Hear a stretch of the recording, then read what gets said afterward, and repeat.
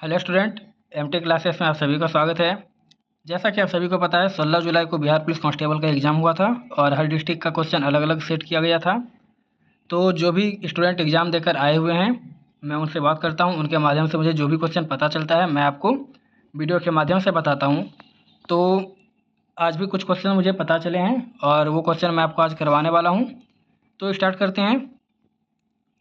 पहला प्रश्न पूछा गया था, कौन सी रक्त वाहिका हृदय से रक्त शरीर में ले जाती है। मतलब कि वह कौन सी वाहिका है जो शरीर हृदय से होकर रक्त को शरीर में लेकर जाती है। तो वह धमनी धमनी जो है रक्त को हृदय से लेकर के शरीर में जाती है।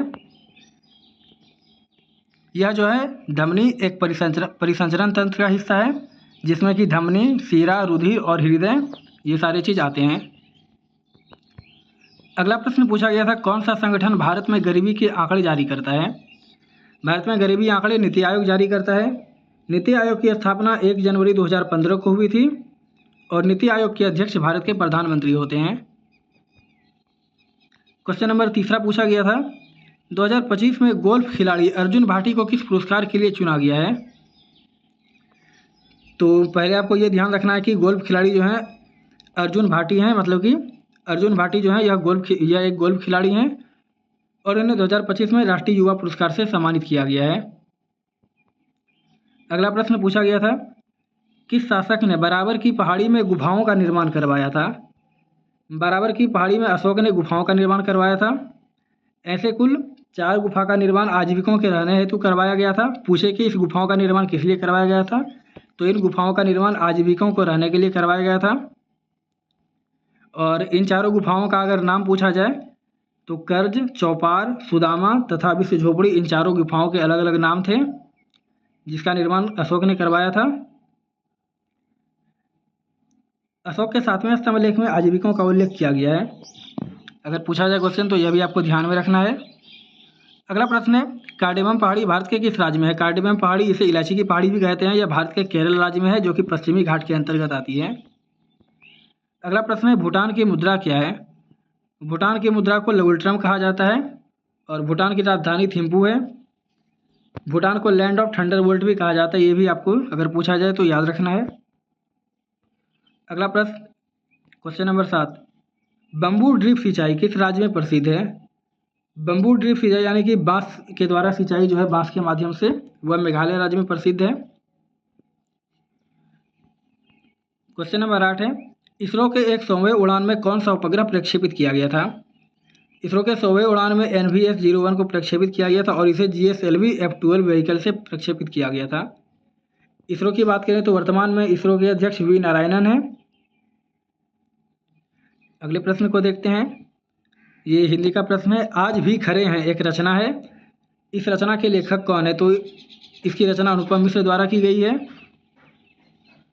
क्वेश्चन नंबर 10 है, तिलका मांझी ने किस क्षेत्र में अंग्रेजों के खिलाफ विद्रोह किया था। उन्होंने संथाल परगना और भागलपुर के क्षेत्र में विद्रोह किया था। ठीक है, संथाल परगना और भागलपुर के क्षेत्र में अंग्रेजों के विरुद्ध विद्रोह किया था।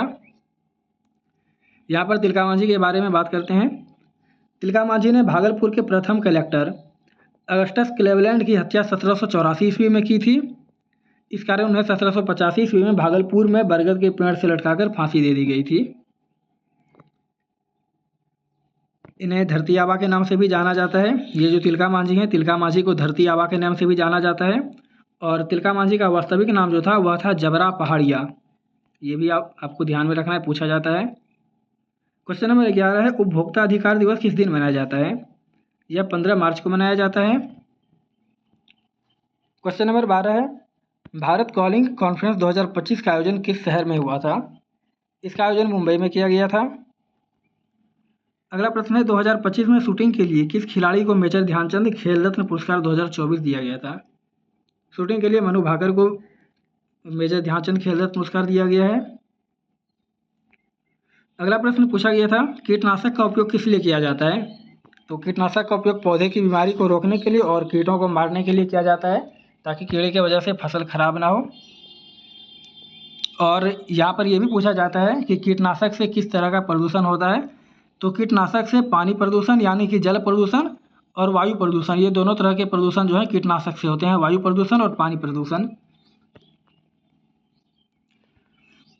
अगला प्रश्न पूछा गया था, महादेवी वर्मा किस काल की कवि हैं? महादेवी वर्मा छायावादी काल की कवि हैं।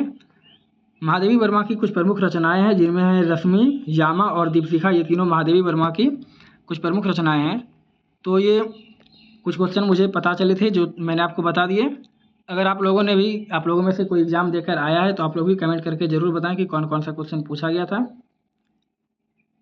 मिलते हैं अगली वीडियो में ऐसे कुछ इंटरेस्टिंग वीडियो के साथ।